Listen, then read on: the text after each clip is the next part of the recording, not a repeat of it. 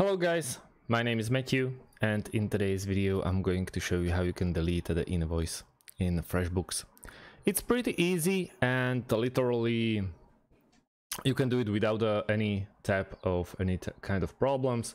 All you have to do is log in and go to your invoices, which is like third option from top in your left sidebar. So there's your invoices, your basically your drafts. Obviously I don't really recommend you to delete the invoices which are paid, because that's kind of tax fraud.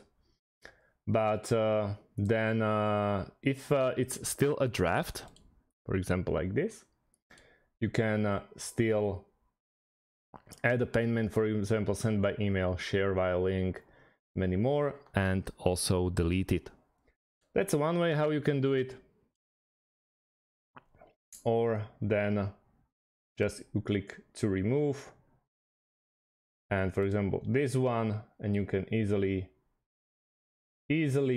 delete it like this. Are you sure you want to delete this invoice? If you press yes, I don't really want to delete. Oh, what the hell.